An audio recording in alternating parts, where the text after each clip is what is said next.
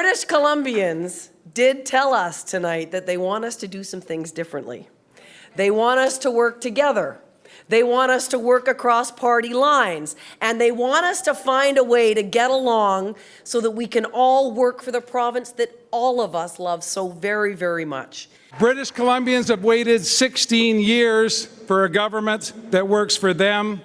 And we're going to have to ask you to wait a little bit longer until all the votes are counted and the final results of this election are known.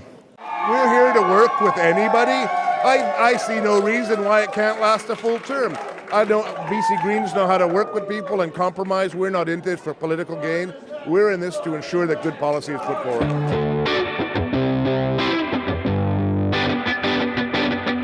Coming to you from the West Coast, this is Politicoast. Today is May 10th, 2018, and this is episode 85. Politicoast is your weekly politics recap with a West Coast perspective. If you haven't already, make sure to subscribe and leave a review wherever you found us. Follow us on Facebook and Twitter, where we're at PoliticoastPod, and support us at patreon.com/Politicoast. I'm Scott Delamboom.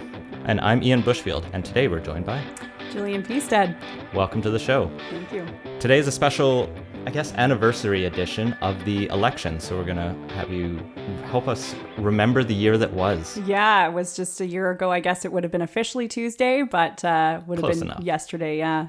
First, before we get into all that, we have to thank our premier sponsors, Lindsay Teds and Blake Hodson, for helping make the show possible. And this week, we got to give a special shout out to Neil Genereux, our latest ministerial supporter. And we're inching closer and closer to our new $200 month random arbitrary goal that once we hit, we'll start putting on monthly pub nights here in Vancouver.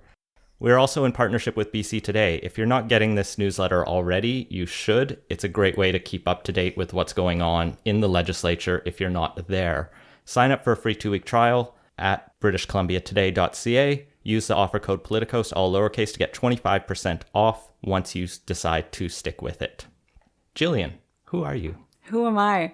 Well, I guess today I am just a regular run-of-the-mill British Columbian, but the reason why I'm kind of here today, and we've kind of been Twitter friends for a little while. This is actually the first time we've met in real life, I think.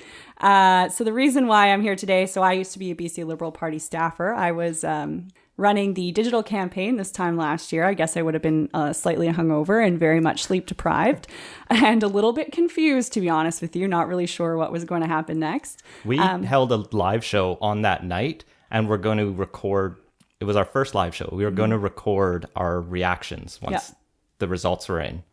Instead, we just got drunk and rambled a couple times in the night. It was a great show. Yeah, for us, it was really weird because I had these pictures from election night in 2013. So I guess before I go on the story, like I said, I was a BC Liberal staffer for 3 years. I had these photos available to me from election night in 2013 where obviously everyone was really, really celebrating that night. And there's this really fantastic picture of Christy with the big champagne pour and everyone's partying. And I've kind of really always played that thought over in my head. I always thought, maybe that would be me someday.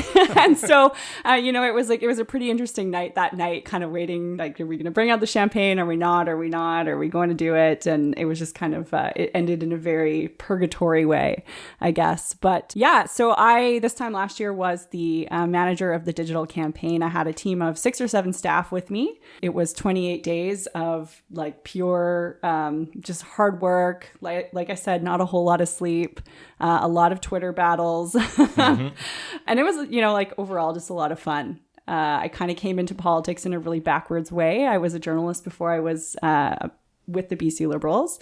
I never, in my wildest dreams when I was younger, when I was in university, ever thought that would be something that I was doing. But Christy Clark was somebody who really inspired me. She was a woman who was often the only woman, and she was sitting at the head of the table every single time. And she was somebody who taught me a lot. It was a really hard 3 years. It taught me a whole lot, and I'm super grateful for the experience. I'll probably never do it again. Don't quote me on that, but I'm quite certain I'm still getting over that hangover a year later now. But so I thought today we could do just a quick rundown of the year that was, because it was obviously a pretty crazy year. And before we jump into that, you have a new project you're working on. Yes, I do. So that's another reason why I'm here today, because Politicos is getting a new friend. We love all the politics podcasts, as it were. Yeah. So, I think we all have a pretty good, we're not super competitive with each other. So tonight, if you guys all tune into your favorite podcast app, you will be able to download the very first episode of Majority of BC, which is, it is actually a riff off of a Facebook group that I'm not sure, are you a part of it, Scott? I don't think I am. No. So it was a Facebook group that was started by Ryan Pinio, who is my host of the show. You guys may also know Mark Marison. He's a senior BC Liberal strategist, as well as Dimitri Pantazopoulos, which I may have said wrong. But he's also a moderator. It's kind of represents that coalition. Dimitri's from the conservative camp. Mark Marison, obviously a huge high profile Liberal. Both worked really closely together in the Christy Clark government. So this Facebook group started getting pretty big, and there was this demand for this content where people could talk a little bit about, licking their wounds a little bit. I think that's kind of what it was born out of. It was born out of this frustration. And one of the things that I, as the digital captain of the BC Liberal campaign, one of the things we really noticed and really fought for 3 years, it was kind of one of those things, it was a slow battle for me, was trying to get people in the BC Liberal Coalition online and actually talking and engaging, because we are really outnumbered by our opponents in the NDP and the Greens. The young socialists on the internet. Yeah.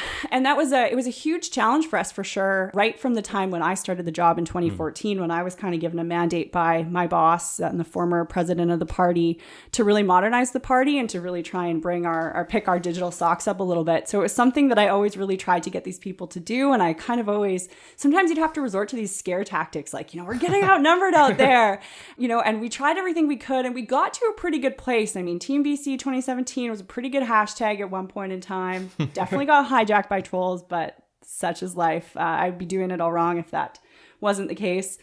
Yeah, so it was just something that, I think everyone realized was too little too late. And when all was said and done and John Horgan was called on to form the next government, I think there's just a big group of people out there who had a lot of opinions and who really needed a platform.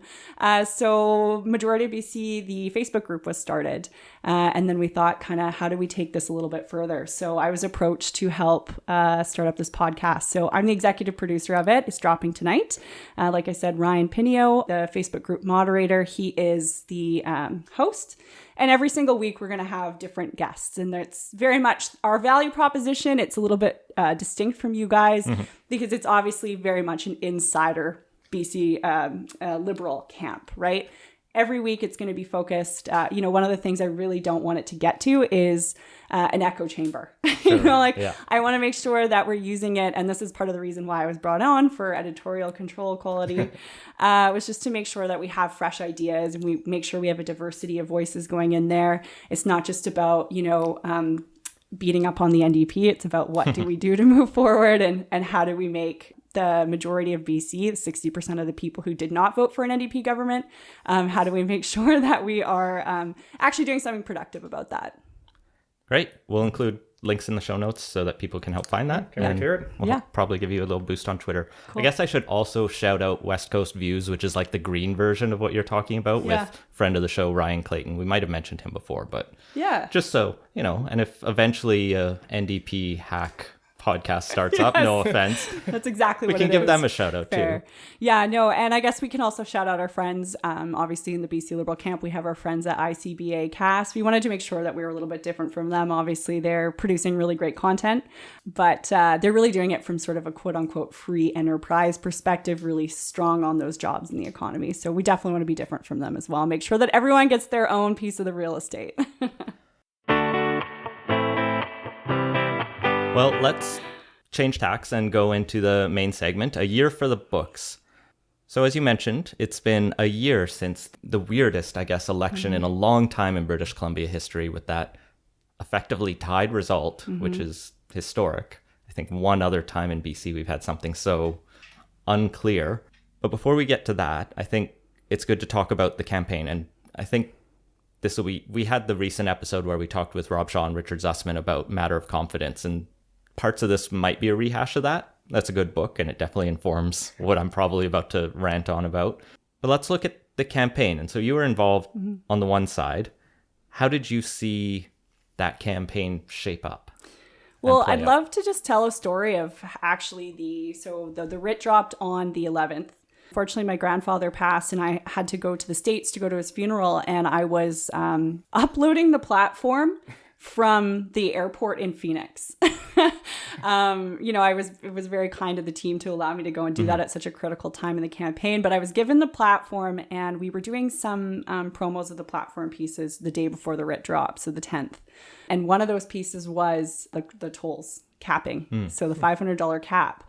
And I remember getting that, and I remember thinking to myself, I don't know what it was, but I had this feeling in my gut, and I said, they're going to see this and they're going to raise us one, Yeah. And that's precisely what happened, because that news went out. It was kind of a slow news day. There was a lot of other things going on. It did not get the pickup that I was hoping to see as a digital strategist. Obviously looking online, not seeing very much traction. Then obviously the reporters are going to John Horgan, they're going to the NDP camp, and they're asking them for official comment, and they're not saying anything. So as time goes on and on, I'm thinking, oh no, oh no, oh no. And then of course the next day the shoe drops, and that's kind of when I knew this is going to be a very competitive campaign. The BC NDP are in it to win it. They had some sort of new voices and new strategists and new ideas coming in from the back room. Mm-hmm. And that's when I knew this is going to be really, really competitive, and it's all going to come down to the Lower Mainland. So I would say right from the get-go, I kind of had that feeling right from April 10th. And I would say that feeling definitely played out right till the end. Well, and I'm assuming like most of the province, you didn't know how spontaneously the NDP reacted to that until you read the book or saw the previews for it, right? You know what? Yeah. When I read the book, I just kind of went... And that's a story of how they basically had the strategist there who went, oh, they're doing 500? Let's just make them free. Figure out how to pay for it, and we're announcing it in like 2 hours. Yeah. No, yeah. When I read that part of the book, it was just... Yeah, it was one of those things where I just went, oh, yeah, I knew that. It was almost like I felt like I wrote that chapter. From the other side. Yeah. Yeah, the policy wonk in me wants to pull my hair out at that story, but it's good politics. Yeah. No, it is. So that sets up the campaign in the Metro Vancouver and this affordability aspect. And that's, I think, what the NDP was trying to run the whole campaign on, was BC's doing well as a province. No one really denied that. The numbers were there. But the NDP played on this affordability aspect. Like, it's doing well, but it's not doing well equally or for everyone. And that helped, I think, them play this angle of going after Metro Vancouver voters, going after those suburban voters who felt like they were paying too much for tolls, paying too much for healthcare, paying too much for this, that, and other things. And that creates a lot of focus on Metro Vancouver, which is where we saw John Horgan spend a lot of time. And all it paid time. off. Yeah. Like, need I remind you, so there was the troll truck. I think maybe we've all forgotten about that. But not only was there the troll truck, but there was also a campaign that we did where it was the countdown of when is John Horgan going to leave the Lower Mainland, right?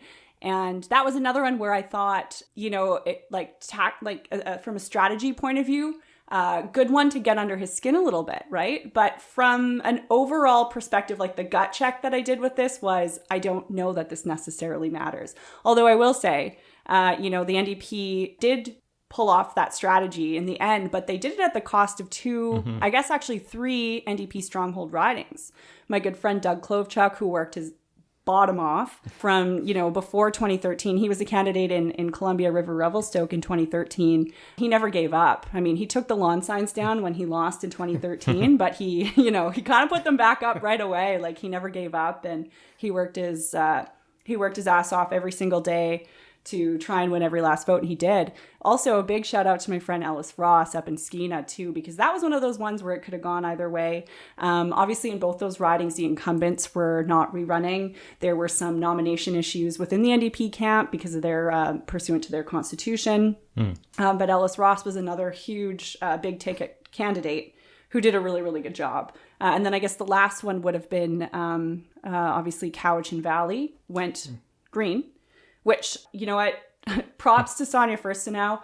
We don't see eye to eye on everything, but when I was watching the Shawnigan Lake thing go down in 2015, 2016, she was just a superstar. So in terms of when you go back to politics, politically speaking, choosing her as the Green candidate there was absolutely brilliant because she was very well liked. She had a really great base from her advocacy work that she did there. So it was a really natural jump for her to go and put her name forward as MLA. And then I guess the last one would have been Saanich North in the Islands, right? Which in 2013, if you actually look at that poll, it's down to the crazy. wires. Yeah. It was actually split third. Yeah. So, I mean, like I said, they picked up a bunch of seats. I think North Vancouver Lonsdale should have been more competitive than it was, but it went NDP. Port Moody should have been more competitive than it was. Maple Ridge Mission, which is actually, there was some conservative vote that really cut in there as well. But yeah, I would say that they did, the Lower Mainland strategy paid off, but at the cost of some other strongholds around the province. Well, and it paid off as littly as it could have. Yeah, just barely, right? Literally. It was the minimal amount Yes. that they could do to win, which Exactly.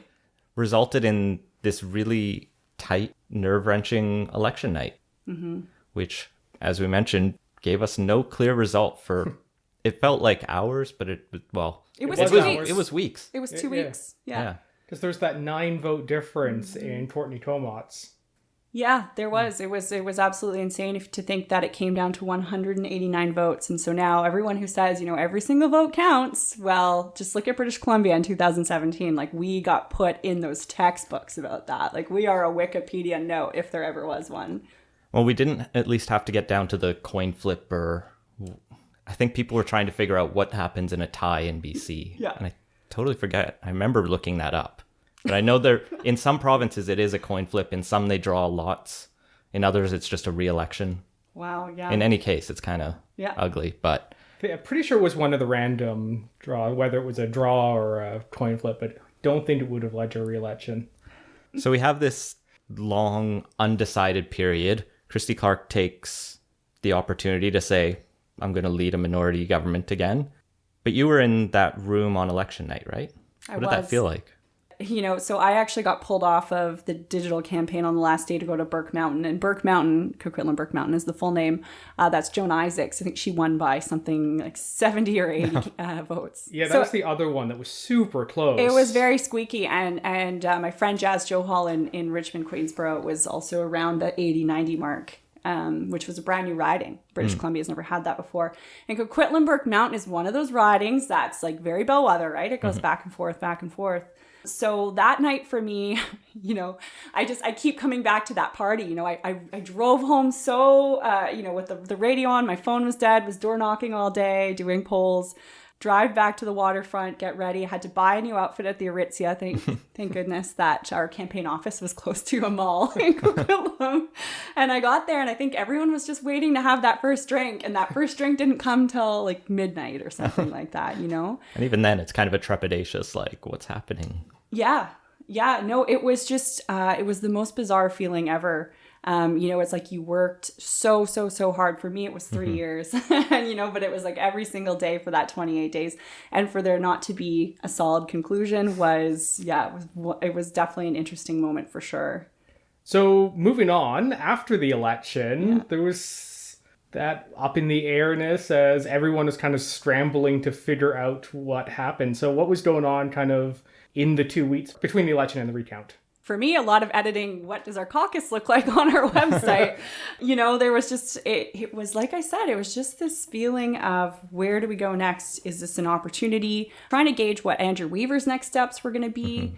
It was really, I kind of always knew in my heart, though, that he was going to go with the NDP. It just, again, we come back to Sonia Furstenau. Like I said, I followed her really closely when she was such a big advocate in the Shawnigan Lake issue there.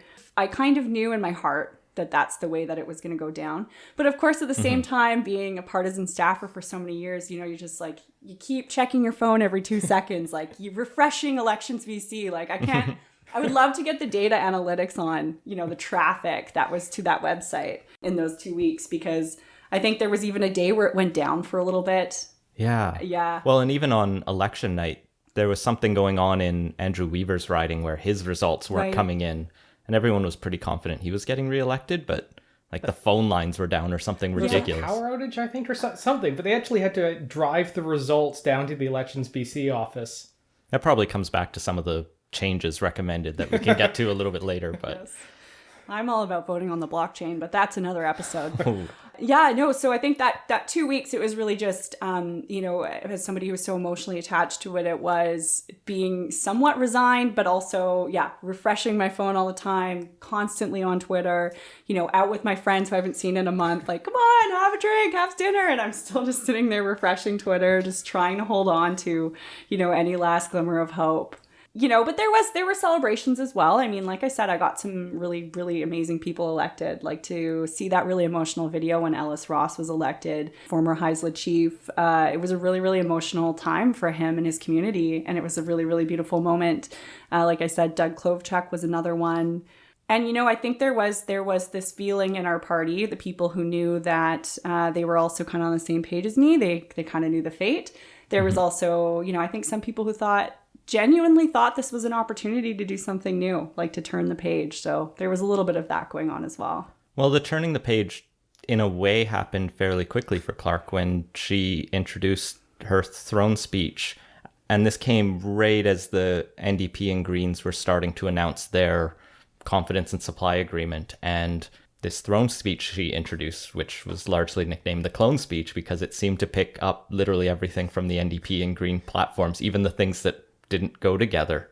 And that was one of the weirdest things to watch. How did it feel from your end? I'm going to be honest with you. So for me, there was just this profound disappointment. Obviously, I knew there was going to be something going down. Obviously, the strategic move, and again, not privy to this because I didn't work in government. I was working at the party office where we had a ton of work to do after the election, filing paperwork, cleaning up our office. Like our office just had, it's the scale. It went scaled up to 100 and something people in our office, and it went right back down to the skeleton staff of 5 people. So we had a lot of work to do. I wasn't privy to those conversations that were happening in the premier's office or in the deputy minister's office, I suppose, or in the public service or anything like that. But when I was sitting there watching the TV with, the office assistant, and I was really disappointed. I thought it went a little bit too far. I think it went too far. And I was really disappointed because I thought, if that's what we could have run on, if we could have put even just some of that in the platform, we could have saved those 189 votes. I come back to that riding of, North Vancouver, Lonsdale. We should have talked about housing a little bit more competitively. Before the show, we were chatting a little bit about fundraising. One of the things as a digital strategist that I saw online was that the fundraising issue, let's call it, was definitely resonating with voters. And I think there were some people in the camp who said, oh, it's just the chatter class, it's just the Twitter class who's having these conversations. The average British Columbian is not talking about this at their dinner table. And, respectfully, I really did have to disagree on that because you had those advertisements again, the NDP. Like I said, they were very competitive. They had those advertisements that really went for our character of our leader. Well, and I can't imagine, the average British Columbian maybe doesn't care about, the specifics of how you do it, but it's that image and that perception of, is your party owned? Is it bought? Absolutely. And when you're like, oh, well, maybe one day we'll get around to thinking about changing some rules. And you've had the New York Times, for fuck's sake, come out and call it the Wild West of BC. Yeah. It just didn't look like enough. Well, and, just to bring it back, to 2015, even with the federal election. I'm not that involved with federal politics. I've voted for different parties at different times in my adult life. And what I would say is that I remember in 2015 talking to some of my friends who are not politically involved at all. And when we get to PR, I'll have a conversation about the same group of people. But, they would say to me, oh, Jillian, you're smart and you're politically involved. Who should I vote for? And I say, well, here's the pros of Stephen Harper. Here's the pros of Justin Trudeau. Those are the 2 choices in the BC Liberal camp. From my perspective, and being a true BC Liberal, I've voted Conservative and I voted Liberal in my life. And they go, well, I can't vote for Stephen Harper. And I always like to press people on that a little bit to see how much they actually knew. And so many of the people in my sort of age group, I'm 28, university educated people who just are not politically involved, They just saw something, like Stephen Harper eats babies for breakfast on some, I mean, he's really never denied it.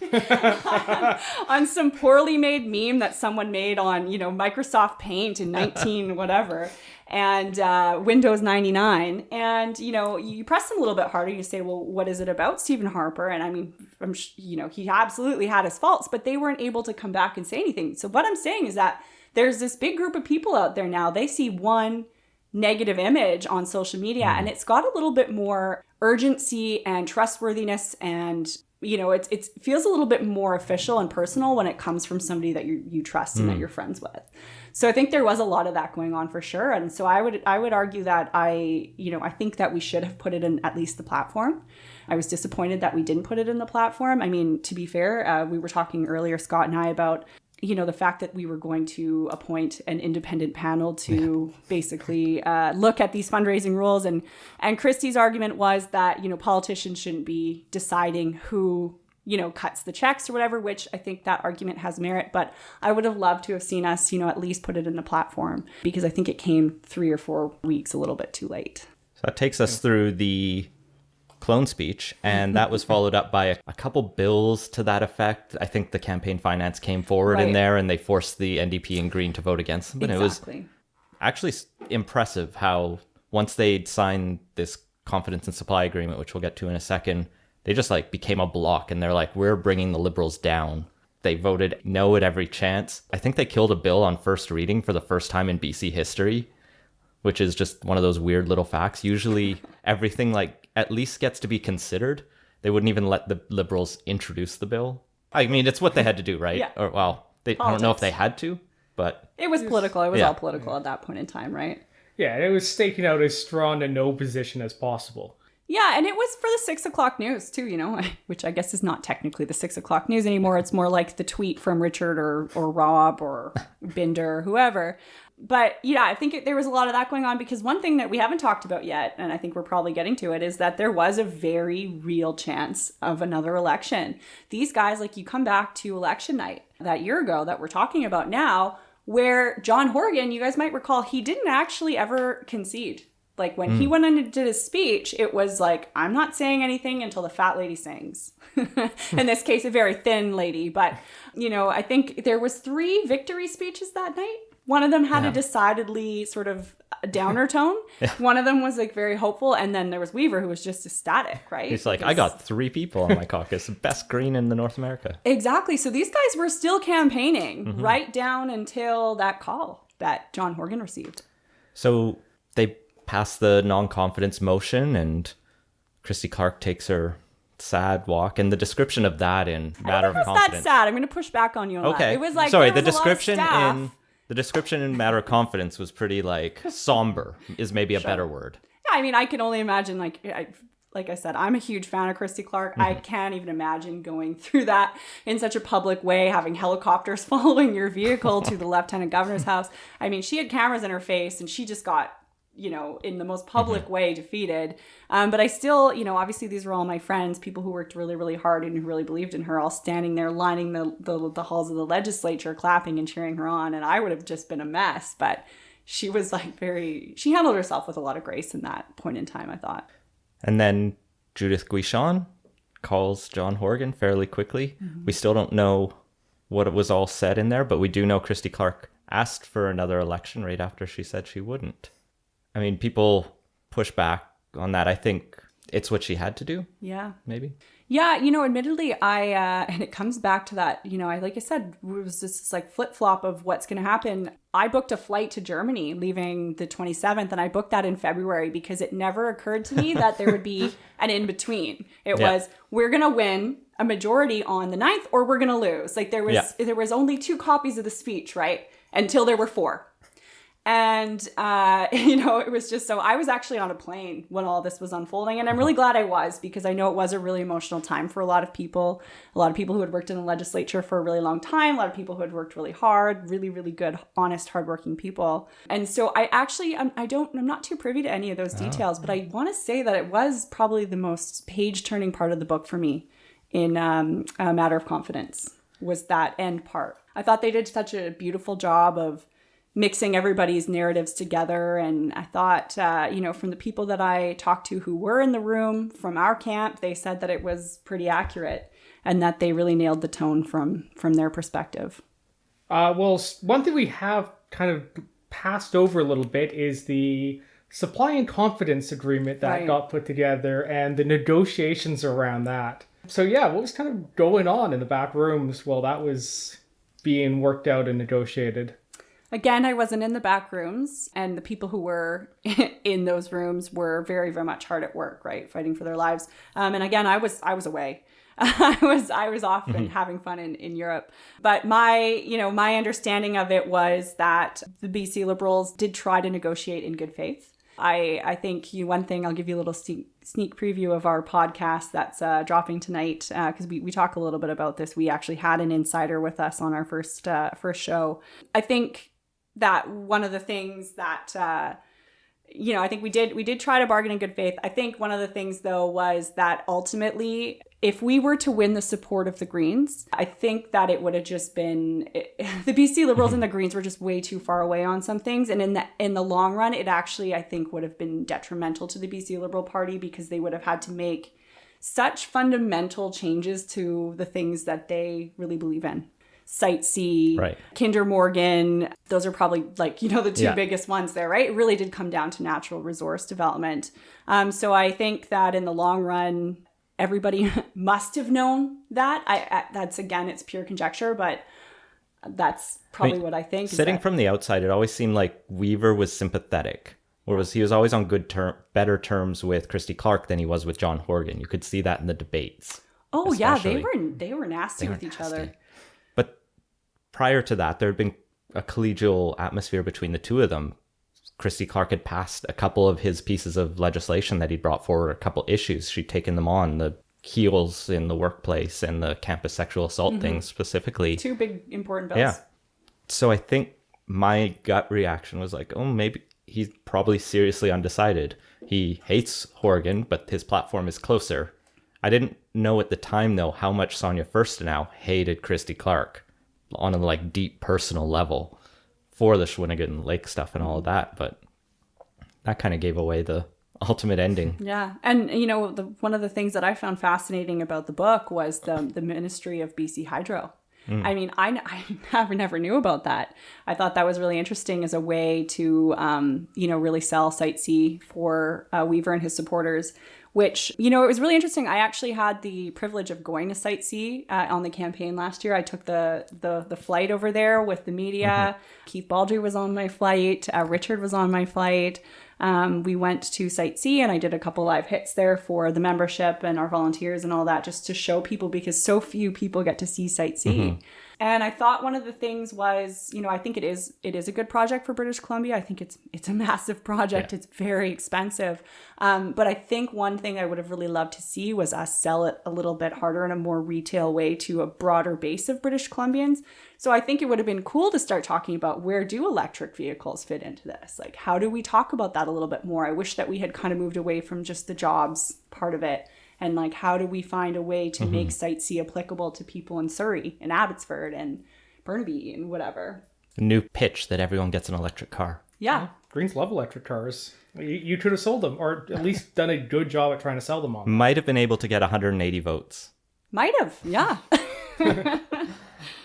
So we get past the changing government, and that goes smoothly. But things don't seem to calm down in BC Liberal land.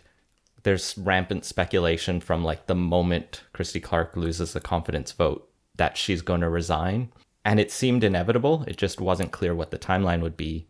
We get to this caucus retreat in Penticton where everything kind of hits the fan, mostly because of Daryl Pleckus, it sounds like. Were you involved at all in that? Okay. No, I wasn't. I was still away. But I tend to agree with you on the fact that, for me, once John Horgan had been called upon and was sworn in and all that, he had his cabinet swearing in, which I think was on my birthday, actually, which was interesting.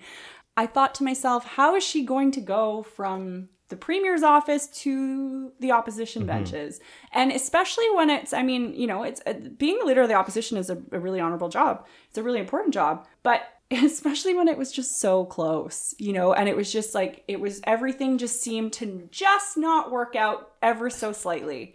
And I just thought to myself, how does she continue on like this? So when I heard the news, I remember I was on Twitter and a tweet popped up breaking, and I kind of went, oh, like, oh, it was almost like, yeah, of course. And then, I realized how big of a deal that actually was. And I went, yeah, I guess it's because I kind of always expected this. Well, we had this whole summer of piece after piece after piece about like the minutia of how the votes will break down, because if the NDP has to appoint a speaker, then everything will collapse. And the Liberals had put up their own speaker during the interim period, that first session of this parliament. And then he resigned right away, which was also a little bit unprecedented, but expected. Yeah. And so we just had this like, who's going to be speaker? Yeah. Will they even be able to pass a bill? Well, and that's where another election really seemed likely, right? That was the one last thing, right? Every other scenario went, election's never going to happen and election's never going to happen. But when you looked at it like that, it was, how do we function in this way? It's almost next to impossible. And will the BC Liberals kill everything in the committee of the whole, because it will just be tied there or slightly in their advantage? And well, that problem solved itself when Daryl Plakis said, I'll take the job. Yeah, but you know what? It's interesting. I was thinking about it on my way here. We've actually had a couple of illnesses since all that went down. And, I think one of the, obviously the BC Liberals, a lot of people feel that Daryl Plakis was very much a traitor. And I agree. But I'm not as emotional about it because of the way I think about it is I'm very much, like I said, I'm not a total partisan hack. I can point out flaws and I can give credit where it's due. But I think one thing that he kind of saw the writing on the wall, the fact that this coalition was going to stick around and they were pretty much willing to do anything that it would take to make it happen. So I think I'm going to give him a tiny bit of credit when he says that, there was this opportunity for him to go and do this job. Daryl Plakis is an academic guy. He got into politics because he was a community advocate. So I think I kind of understand why he did it. But again, in politics, loyalty is a really big thing. And I think that that's more important than anything else. But you look at some of the sicknesses and some of the accidents and whatnot. I mean, Dan Davies, MLA from Fort St. John up there in that North weird Peace. Workplace accident, which we talked about. Can we talk about how badass Dan Davies is? He also works using like big heavy machinery when he's on his off weeks from the legislature. He also used to be a public school teacher as well, which is so is my wife. Yeah, so it's like, this guy does a lot of different stuff. He is a real man of his community. So there was that accident, and we're really glad to see that he's back. And he's back. That's good to hear. Seems to be doing very well. I'm not sure if he's back in the legislature, but I know he's out and about. I've seen some tweets. There was the cabinet minister, I think her name's Lisa Baer. Yeah, she's got a brain surgery or something intense like that. She was quite ill. Then there was Steve, the former speaker, Steve Thompson. He was ill for a little bit as well. Yeah, there's been a couple for sure. I've always kind of thought in those situations, just for fairness, like if one of your team members is sick, let's have a vote for vote kind of situation, because a bill shouldn't really depend on that. Yeah. I don't know if not everyone thinks like that. Yeah, in the not in this legislature. one. I know Parliament, which is a bit bigger, they can sometimes, or they'll work out in advance sometimes, like, I'm going to be sick, so let's just find someone to match me. And they'll be nice like that. But BC can be a bit more competitive, let's say. Especially in a tie situation. Never a dull moment. So once Christy Clark resigns, that leaves the big open question of who's going to fill her shoes and become the next leader of the BC Liberal Party. So yeah, why don't you walk us through your experience there? Well, just full disclosure off the top here, I did support Wilkinson and I did...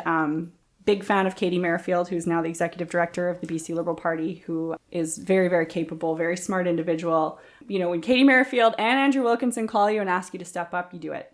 So I just want to get that disclosure out of the way. But I think overall, Wilkinson was kind of a natural choice. I even could feel it a little bit in his bones on election night. When I was standing next to him and having a conversation with him, I kind of thought, some people in the room just kind of saw the writing on the wall. And I think that Wilkinson was definitely one of those people. He does have leadership is very much a part of his DNA. I thought overall it was a fairly uninspired campaign by everybody involved. I thought Sam Sullivan was actually the most interesting. He's always interesting, for sure. He did receive my second ballot. I don't think there was any surprises, really. I don't think anyone did a super standout job. I don't think anyone really screwed up too much. I don't think Diane Watts performed incredibly well. That was really surprising because she came from federal politics and had been the mayor of Surrey. And so people had this high expectations, I think, and Diane Watts is coming in. She's going to swoop in, run away with it. And she hadn't been in Ottawa all that long either. She was given up a fairly new position. Yeah, and, I was disappointed because I wanted to give Diane a shot because obviously I came into politics because of Christy, and I'm very much a hardcore feminist, and I wanted to see another woman on the stage because one of the reality of BC Poly right now, and perhaps soon to be all of Canada, is that in the next debate in 2021, is it? It's going to be 3 mid-aged white men on stage who all, Weaver and Wilkinson come from pretty well-to-do areas. I think John Horgan's a little bit more blue collar, but for sure, they definitely, there's no diversity happening there. And thankfully, I think a lot of them staff their senior roles with women and all that. But I would have loved to see a woman kind of come in and take a leadership role there. And unfortunately, I just never really was all that inspired by Diane or what she had to offer or what she had to say. I think in terms of policy, I would have loved to have seen something a little bit more innovative, and I hope that that's coming down the pipe. Something that kind of moves away from the party line a little bit and brings the BC Liberals back to a more innovative party. Proving that you don't have to spend a ton of money to get things done. I would have loved to have seen some of those ideas. Well, and especially coming out of the election, like we were talking about, where that narrative developed, and we talked about it in those episodes at the time with the throne speech before the election. It was like, there's nothing in this. This is just kind of boring. And the budget was just like, well, things are still fine.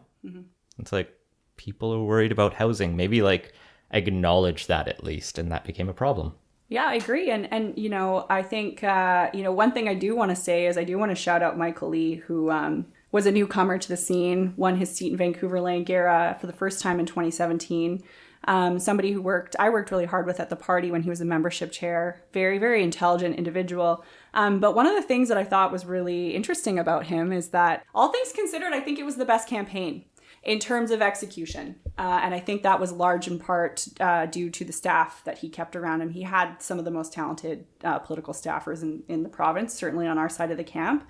And they all worked incredibly hard. And it sucked because I didn't get to see my friends for a month or 2 months or 3 months. But, I thought that was one honorable mention for sure. In terms of new ideas, I'm not sure that there was a ton of them, but they certainly had me fooled. I mean, Mark Marison worked really hard on every single online platform. He had the media basically eating out of the palm of his hand. Gary Mason writing article after article about, how outstanding Michael Lee's campaign was. But when you actually, in hindsight, look back, you say, well, what did he actually do? And what did he actually stand for?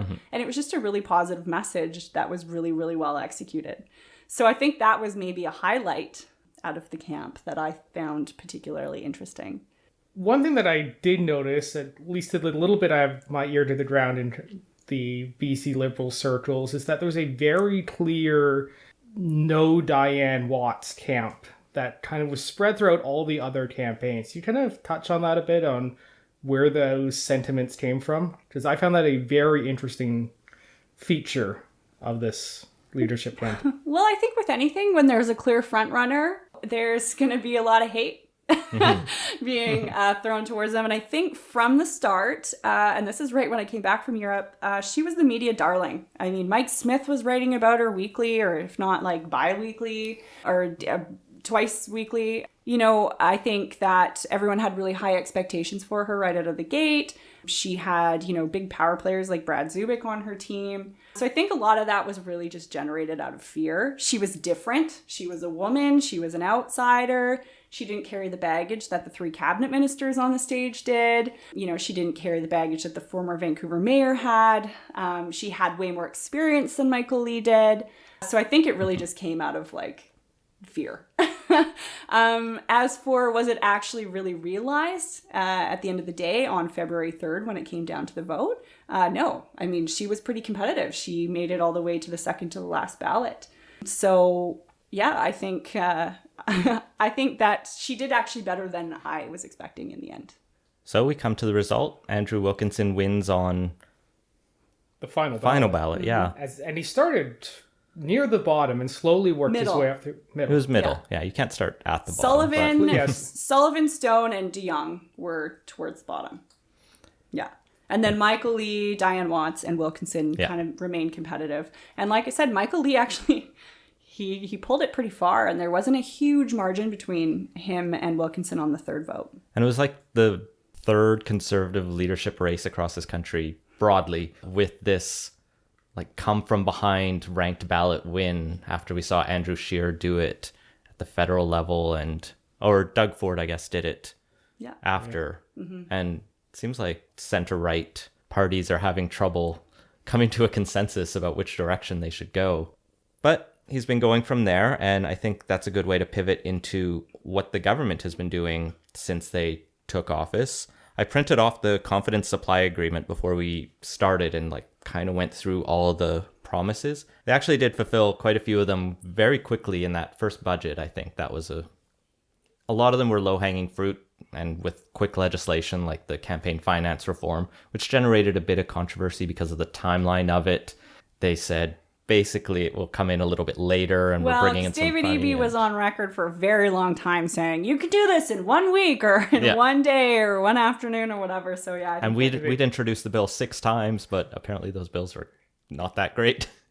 But they got it done eventually, and in hindsight, no one's talking about that anymore. it's true. Or even the fact that public money is going to political parties.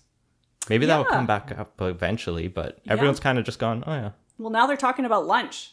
Yeah. Of all things. Oh my God, what a stupid week this has been. Lunch and emails. Things we're not talking about today.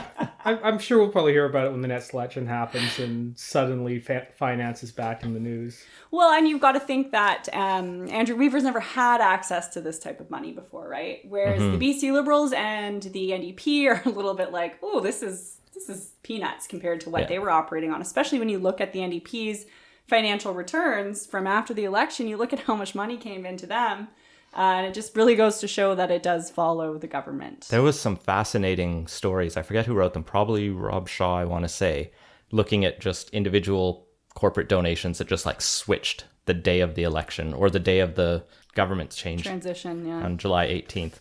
And that is actually the only thing you could say for sure that they've broken out of this confidence supply agreement is the first promise they make, which is to recall the legislature within 1 month of swearing in of the BC New Democrat government. And for record, they were sworn in on July 18th and held their first sitting on September 8th, which is basically the first time you can do it after Labor Day anyways. But they had sort of intended it to be like hold a brief session in August, I think. And then they got into government and went, wow, this actually takes a lot of effort to turn this thing around. And that's, I think, the story of this government. Like, they hit a lot of things in that first budget update and their throne speech in the fall, but this spring has really shown how much effort it is for them to get things done. They've been behind on bills. They're only like releasing the cannabis bills this last week. And the story of January, February, even early March was, what are they doing? Mm-hmm. Yeah. No, like I said to you earlier, like I'm actually not super briefed up on what's been happening. You know, I think overall, when I'm looking at how the NDP have performed in this particular session, it's been interesting because they've been pretty even keel. They haven't done anything crazy socialist yet. Like, it's not Dave Barrett. Like the scare tactics, I'll say. I took some flack. I actually got a bunch of unfollowers on Twitter because I tweeted that I thought the optics of Carol James introducing female finance minister, tabling her first budget as finance minister at a daycare. With children, like the optics of that were something that I actually really wish that we could have done, because I think we really needed to soften our image with female voters. Right. We needed to speak, like Wilkinson kept saying on the campaign trail, You know, we weren't speaking to people, we weren't speaking their language when they were sitting at the dinner table at night. And I think that was really bang on. If you are tuning into the 6 o'clock news, which barely anyone is, but if you are and you see that image of Carol James sitting there with kids on her lap, it's a much softer look. It's a much more relevant look. You know, okay, relief may or may not be coming, because I actually think there probably is a lot of holes in this child care policy. And it's like the first step of a giant program, which Sure. they always said was going to be a slow rollout. But And hey, I'm all for it, because, you know, the way I look at daycare is that it gets women back into the economy. And you know, I think McKinsey did a report that said that it would be in like the hundreds of billions of dollars worldwide if women could get back to the Jen work. Gerson, for the reporter in Calgary, has a very similar take, even though she's generally pretty center right. And it's just like, I'll go full socialist for childcare. Yeah. So, you know, I think those types of images were generally a good step. More relatable than a AAA credit rating, or... Which they still have. Yes, I saw the memes. AAA credit rating, or, you know, the Prosperity Fund, which I was never, ever a proponent of. I thought that thing was pretty silly, especially when we don't have a Broadway line built. We don't have an East Surrey Transit built. You know, there are some other things that could have used that money for sure. So on the strategy and digital stuff, how have they been doing, specifically on the digital aspect? Because, you know, that's the area you know most well. How has the government and the opposition done? Well, you know, it is interesting. Governing is hard, as they say. And a lot of the things that they used to get upset with the BC Liberal government for doing, they have done, in fact, probably more blatantly. You know, like I'm thinking back to, there was some ads on Twitter around school funding, which I think was a re-announcement of a BC Liberal commitment that was already in some, you know, multi-year funding introduced in budget 2017 or something like that. 16, I think, was quite a significant education budget. And, you know, the message, instead of saying, you know, we're investing X amount of money in school Y, it was like, after 16 years of cuts and children eating off the floor with dirty hands, you know, relief is coming. And it just was noticeably very quite partisan. They were definitely peddling the message of the day. And all governments do that. But I think the BC Liberal one was just a little bit more subtle. But I think those are growing pains. You know, I'm sure that they're going to grow into that role. Yeah, I think that so far, I think it's going to be tough to topple these guys. I think John Horgan's performance overall has been pretty good. You know, on our podcast, we did a bit of a panel of the performance of the front bench. And, you know, I was trying to think about that. If you guys were going to ask me that today, I couldn't really name a whole lot of the front bench. Sure. But I would say that John Horgan he's refrained from being angry John. I think you guys will remember that hashtag. I may have had something to do with that a little bit. You know, we haven't seen angry John. We haven't seen the prickly John who snarks at the media. Yeah, we had that photo of him at Christmas, like lighting up the tree, and he was like the happiest child there. Yeah, so I think overall, I think they've been doing a fairly decent job, better than I had expected, you know. But I think at the same time, they have to make some compromises, right? Because they don't have a majority. They have... well, the Site C dam was a huge compromise, and you could see that tear that party apart. You saw George Heyman and... Lana Popham and some of the others. And Michelle Mungle especially. She was at a funeral. She was going to cry, yeah. But they went behind the scenes, I guess, crunched the numbers and just went, yep, they put it over the line. Yeah. To the point where if we kill this, we are going to be broke.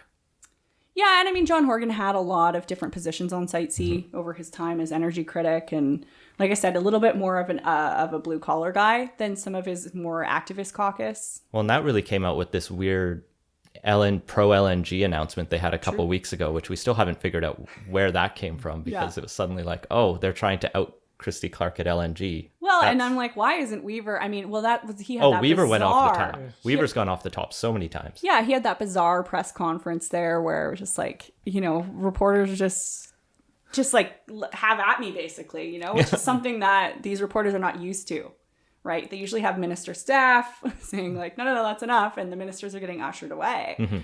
Well, you know, give him a microphone and he'll speak into it for as long as you can. Yeah, we had a weird reaction where he where he was saying it was a breach of the confidence agreement, but also not, and wouldn't bring down the government over.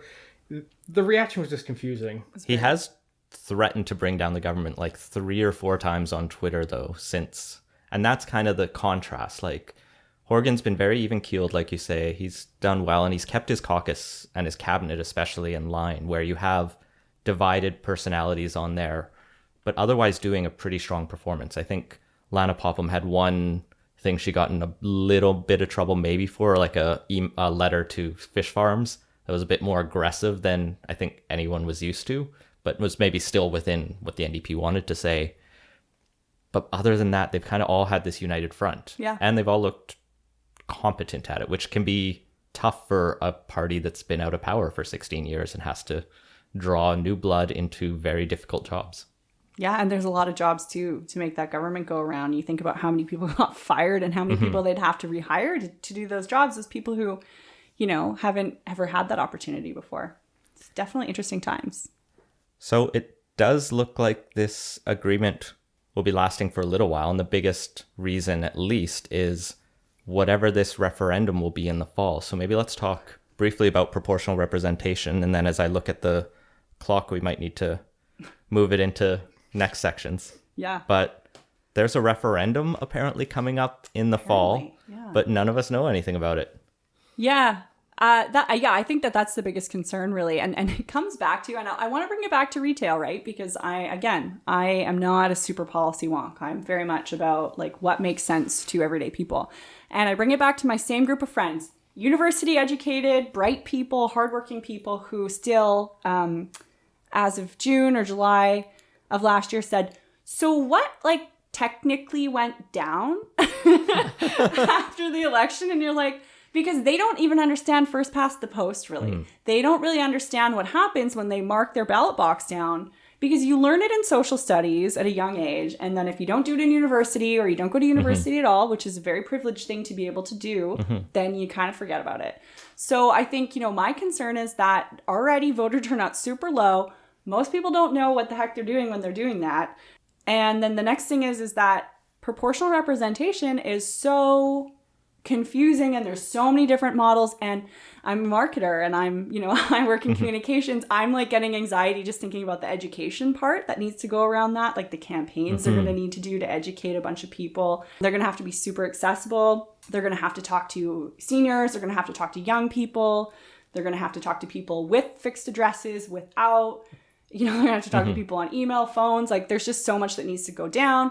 There's not a question yet. It's just very, like, for me as a project manager in communications and marketing, I'm just like, you got to pull the plug. Like, we can't do this now. Well, what was surprising was this week, it might have even been today, Angus Reid put out this poll around a lot of issues around the 1-year anniversary. But one of the big numbers in there was that 56% of British Columbians are in support of a unknown proportional representation system. And most people aren't concerned like we are. They're like, oh yeah, doesn't matter what the question is, we'll vote for it. And I'm like, who are these people? Yeah. Well, I guess they're in caucus and cabinet right now. Yeah. Well, yeah. There was that email too, apparently, that just was leaked. Well, the BC NDP put up a little like petition on their website to themselves to be like, I support proportional representation. If you signed that, you got an email a couple days ago saying, and this was after John Horgan and David Eby were like, we'll get the question out maybe in the fall. The fall seems fine. People don't need to talk about this over their barbecues. And we're all like, you being really anxious and like, what the fuck? That's stupid. And I think they heard that and went, oh, actually, we'll have the question out in the next couple weeks. Yeah. So things are starting to rush a little bit more, maybe. Yeah. What do you think, Scott? I think it's going to be a tough uphill slog for the pro side of the referendum question, but I hadn't heard about that poll, and it does make me think they might have a better chance than I'd initially suspected.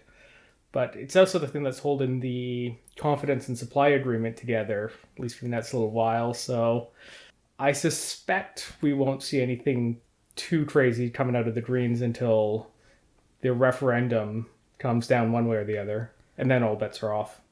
Yeah, I do have concerns about stacking the deck for sure. Although I think one of the things that you and I talked about, this is a really spicy take for a BC Liberal, but I'm actually really undecided. I'm not an opponent and I'm not a proponent. I actually am one of those people who requires the education. And because one thing as a millennial is I really believe in fairness. And I think one big check mark for the PR side, the yes, is that, such a low voter turnout, we elect governments with like 40% of the vote or sometimes less. And I think millennials are really, really big on this whole equality and fairness. That's a big part of our narrative. It's a big thing that drives our everyday decisions. And so I think one big pro, especially among millennials, who again don't know a whole lot, they're very impressionable. They see these graphics on social media and they go like, well, this system doesn't work for me and my vote doesn't mean anything. And they might tend to think if the PR side, and there's people like David Moscrop out there who are very intelligent and they're very, very good at spouting their message off, I think much better than the scare tactics that come from the other side, which is, this is an assault on our democracy. This is how you get Nazis. Yeah, this is how you get Nazis.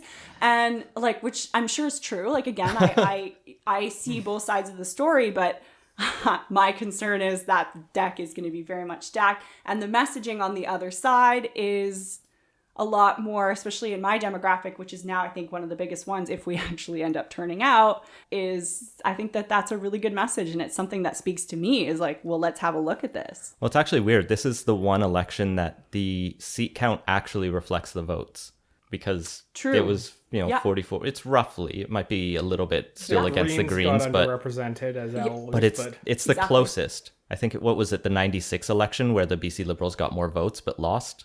That was the election to make your case for proportional representation. And that's when they were for it until they were against it. Right.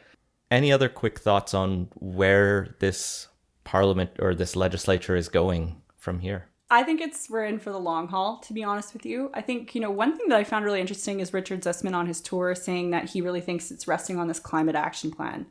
And I just don't see how how anything that John Horgan and his government can say in that are going to negate the other things that he plans to push forward with. And I do think Kinder Morgan's going ahead. And I actually do think this government, I think John Horgan is just playing the cards that he said he would play, but I actually don't think he's as opposed as maybe some of his other members of his caucus are and the members of his party. But I do think that that's going to go ahead. I don't see how, anything that he can say or do is really going to be that groundbreaking that it's going to please or appease, I guess, Andrew Weaver for the long haul. The next thing that I would say is that I spicy take, I think he's toast, this Andrew Weaver guy, because I do think, a lot of the things that we talk about on my podcast is that there were a bunch of Green voter or BC Liberal voters that bled Green.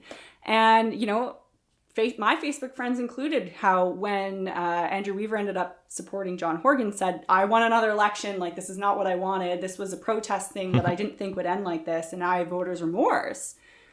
So I think that there is a huge number of those people. And so I think that they kind of look at this and go, nah, this wasn't for me, depending on how things go. And they come home or a new party emerges or something, what have you. But I think that the Greens are effectively toast because now his identity has really just like it's turned, and green and orange actually don't mix very well. Like you can see it behind your head right now. Like it's just, they don't mix beautifully like red and blue do, or like, it doesn't turn purple. It just turns to It's all about the aesthetics. Disgusting, right? And now you can't really differentiate what's Andrew Weaver and what's the NDP. And so I think that he's done. Maybe not him and his seat necessarily, but I think he loses the rest of his caucus. I think there's a good chance they'll hold on to at least one or two of the seats they've got. I grew up in Saanich and the Gulf Islands area, so it's an area that's fairly friendly to the Green message, and I don't see Adam Olsen losing that support, even if you do get the BC Liberals returning to the fold. Well, it's interesting you brought up the climate plan, and the NDP introduced a bill in this last week to actually set back the BC government's carbon targets. I think the argument is we weren't going to hit the one, so we need to adjust them to be a bit more realistic, which they of course use as a partisan swipe because it's what you got to do when you're in government, I guess, or a new government. And Weaver was fine with that. He was actually like, all right, fine. We're committing to something at least. And BC's climate targets are still among the best in the country. I was just going to say, it's like, it's not even a drop in the bucket, really, if you think about it. I mean, our neighbor down south, he's completely called it all off. And it doesn't really matter what we do because we're basically nothing in terms of emitters. That's not to say that we shouldn't have a robust plan, because I absolutely think we should. And I think it's something that British Columbians really care about. And any party who wants to form government moving forward has to have a genuine, meaningful plan around that. Yeah. Well, we'll come back continually to where the BC government is going, and this has been a fun look back. Well, moving on to Twit-Tates, the Chief Electoral Officer for BC's released some recommendations for changes to how elections are done in the province, specifically to allow 16 and 17-year-olds to pre-register, to modernize the process through which voting and counting is done. So I guess we won't have that quite as long a wait on election night next time if this goes ahead. And I think part of it is like putting computers to count them. There'd still be paper ballots, though, Like which is actually... Yeah, like how we vote in the city here, where they Yeah. get scanned in. Allow more personal info to Elections BC so they can keep the lists up to date. And perhaps most interestingly, they want to extend the election period by 4 to 10 days from the current 29 days. Too long. This was a weird one that got like controversial. David Eby actually like tried to pour cold water on this, and Elections BC's argument was to give a bit more time for candidates to get registered, for them to set voting booths up. It was all practical matters. They weren't like, we should spend more time debating the issues. It was just, let's just make this easier for staff who have a lot of shit to do in 29 days, as you know how a campaign goes. Yeah, I think to me, I'm like, no more extra days. Like I actually think back to the 2015 election when Stephen Harper called that epically long one. And I've had friends on both camps, and I just went, oh, you guys are out campaigning while I'm literally floating on Okanagan Lake. It's too Well, and long. the federal government's starting to finally look at changes Yeah, to that, although... That's not fair. Well, and they're doing them at like the last minute, almost. So it's good that Elections BC is looking at this now, and it gives time to bring them in. And so Eby was positive on the allow 16 and 17-year-olds to pre-register. I don't think many people are against that idea, and so hopefully some of these go to reality. But something that was a little bit more controversial, and we touched on the BC Liberal leadership race. There was a story out in the Vancouver Sun this week about how much they all spent.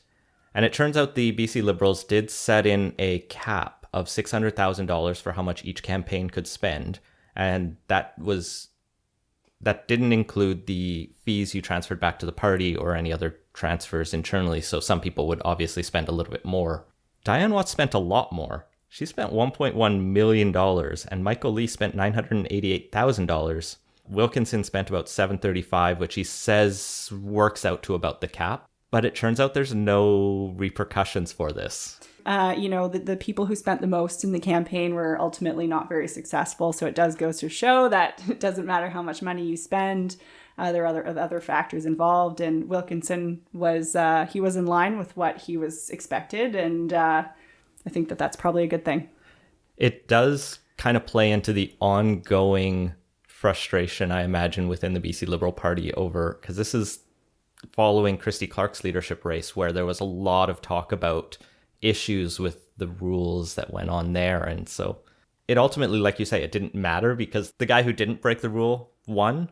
Yeah, this will probably get lost in the noise, but at the same time, it's not a great look that there isn't some sort of sanction for this. And I know in the federal Conservative leadership race, candidates didn't get their deposits back if they broke some of the rules.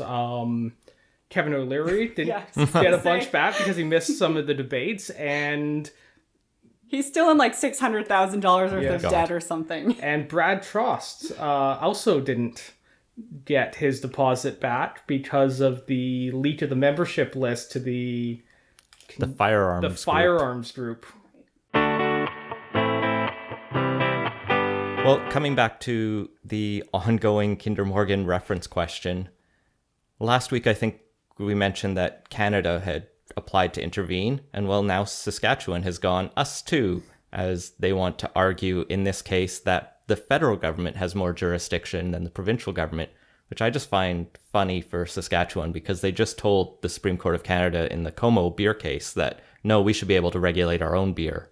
And they are in the process of writing a reference question that says they should have the control over their own carbon tax and the federal government can't implement it. But I guess this is all just politics, and that's how it will always play out. Yeah, a lot of questions in the news right now. What's the question going to be? Put it all to the courts. At least we know what the Kinder Morgan reference question is. Yes. But we'll look forward to getting Micah to read Saskatchewan's intervention and roll his eyes at them. So speaking of Kinder Morgan, there's been a bit of controversy this week around the BC government's pension fund, and specifically that they've been investing in Kinder Morgan and other fossil fuel companies, despite the provincial government saying, we really don't like those people and what they want to do. And it's drummed up a little bit of controversy, but as a few different people pointed out, it's one of those things where you just don't really want your politicians setting the investment decisions for a pension fund. Well, that included John Horgan himself saying that. And really felt like one of those things that's just kind of weird, but it actually isn't a story. Like it's like... Yeah, as soon as you scratch beneath the surface, the controversy, I think, disappears, but it still made headlines for a day. Yeah, half a day. Yeah. No, but yeah, we were talking about this earlier too, is, I kind of thought, oh yeah, the hypocrisy. And then I realized that when I got my mortgage out, they, I think, automatically give you some sort of like an oil and gas type portfolio. And I thought, well, yeah, I mean, it kind of makes sense that that would be something that the public service would look into. Again, like I'm going to go off on my cryptocurrency and Bitcoin thing. It's probably better that they're in Kinder Morgan and oil and gas than those types of industries at this point in time. Yeah, we don't want the pension fund to half overnight. No. So yeah, I would say that, when I kind of looked at it that way, I kind of thought it's a fair game. Well, there could be a total element of insider trading if they're the government who then can... That's another reason you want to keep them at arm's length. We're going to invest as a government in Kinder Morgan. Oh, look who we just bought a bunch of stocks in. Yeah, exactly. Yeah. Well, the federal NDP has run into a bit more controversy as Jagmeet Singh has suspended another member of parliament following allegations. Christine Moore, who interestingly was one of the MPs who brought forward some of the initial complaints about Aaron Weir, who we talked about last week.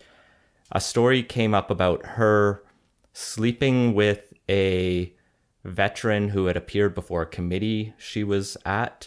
And the veteran says, it was all consensual, but looking back, maybe there was a power dynamic. And it was a really weird story based on how they kind of went out of their way to find this guy. And so an investigation's going on now, which is probably the right thing. Yeah, it's absolutely the right thing to launch an investigation after this complaint. And the NDP is weirdly one of the few federal parties dealing with Me Too, but Jagmeet Singh's taken a very strong, I will believe survivors and investigate these properly, which I think is the right stance. Yeah, it's better than what the federal Liberals have done, where the process hasn't been nearly as transparent. Well, there's criticism that the NDP's isn't that transparent because we still don't really know what the events around Aaron Weir has been, and that's let him kind of run around with the narrative saying, well, I'm just kind of awkward and I stand too close to people. And yeah, no one's great at these, but it's still better to have a independent investigator who says, at least will give a yes/no answer to it, even if the details are hidden from view. Then the Liberals, well, this guy's just no longer here, or we're shuffling him off because reasons. Because reasons. Well, the other federal NDP news, and I put out a third episode of Canby Report this week about this, is that Kennedy Stewart this morning announced he is going to run for mayor. And this was kind of not a well-kept secret. Mayor of Vancouver. He lives in Vancouver. He represents Burnaby South, though. And the more provincial federal news is that he's stepping down from his seat. Not effective immediately. He phrased it really weird in the press conference. The end of the session, I believe? Yeah, he said the end of the session, but Trudeau hasn't really ended a session yet. And there's confusion about whether he ever will. We might not have a prorogued parliament this year. So I think he meant the sitting, he's going to finish the spring. Anyway, Kennedy's not going to be an MP this summer, which opens a by-election. But could you really see someone with such strong Ontario roots? I've seen this narrative floated that Jagmeet should go and run in that seat. Mm-hmm. But I mean, That's even more bizarre to me than Kennedy Stewart running in Vancouver. It's not a safe seat. The last election was fairly close, and Jagmeet Singh is from Ontario. That's where all of his roots are, and it's a high-risk move to go into a not a safe by-election, and then if you're the leader and you lose that, you've shot your political credibility right there. 100%. Well, there have been politicians in the past who've come to BC. I think Tommy Douglas came and held a seat in Burnaby despite his long time as a... Because the tradition is that someone in a safe seat gives up their seat for a new leader to run. And that hasn't happened yet. And he's already passed on a couple other by-elections too. Closer to home. Yes. Which makes me think he isn't going to go for this one. He really should get into Parliament soon, because every day he's less relevant the longer he spends outside of it and doesn't get his face on the question period coverage. And instead of having to talk about abuse allegations within his caucus, he could talk about the issues. Nobody talks to Jagmeet Singh unless something bad is happening in the party these days. I mean, that's kind of always true of third parties. If you get like a clever quip in at question period or something, you'll at least get a short little clip on the news or something like that. Well, I just even think, obviously, I'm not an NDP supporter at all, but I think that if I were running for prime minister with what the clocks now, they're on, I mean, the Conservatives just nominated someone in Diane Watts's seat, which Gordie Hogue, who was in my caucus, the BC Liberal caucus, now holds. And that's pretty early, because it's October 20th or something is the next election. So yeah, they're nominating pretty early. And, if I were running for prime minister, I would want some experience generally in the House of Commons before taking the biggest role there. No offense, don't think he will become prime minister, but, that would just be my thinking.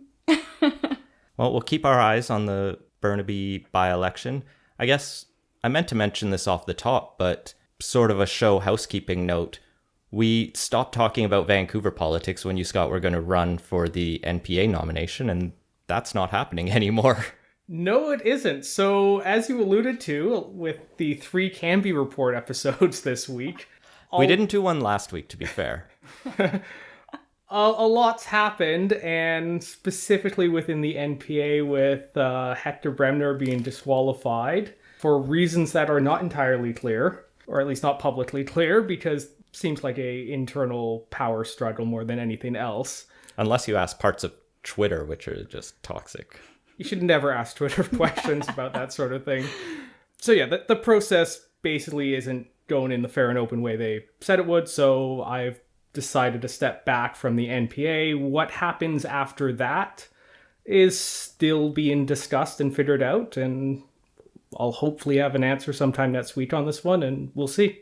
I know one bit of feedback we've gotten has been that people do like the focus on, or at least people outside Metro Vancouver like us not talking too much about, False Creek development plans and very local issues. Me included. You included. And you live in Vancouver. And I live in Vancouver, East Van. And Canby Report is doing incredibly successful, way more successful than I expected. It's almost getting the download numbers of this show despite having a smaller audience. But like you said, it's a shit show right now, and so everyone who is paying attention is paying a lot of attention. So I think we're going to continue on in this format, and we'll see where your nomination run takes you next, because this election is not getting quieter. I'm British Columbia, Victoria is my capital, Canada's westmost province, touching the Pacific coast. Well, and closing off today's show with the best of BC Poly, I wanted to highlight a Twitter account that came up a couple weeks ago, and I only discovered it a couple days ago. And it doesn't have a lot of followers yet, so you have to give this one a follow. It's at BC Poly Portraits, and it's someone anonymous who's in Victoria who is sketching out images of politicians, people in the press gallery on Post-it notes, and just saying, "Hey, Rob Shaw," with a little Post-it note on they're Twitter. They're really good, too. They're adorable. And it's just quaint and sweet. They're nonpartisan portraitures. I don't think it's Justin McElroy, because if he did it, he would be proud of it and public about it. And I don't know if he's artistic. And there's no spreadsheet involved. I am happy to have them come on the show for a interview or something like that, we can do it anonymously. But yeah, go check out at BC Poly Portraits. We'll throw a link in the show notes. Going through them, they're just super cute. They've even like threw in a Camembert reference when Question Period was talking about that. They did our logo. Yeah, I saw Yes. that. That is awesome.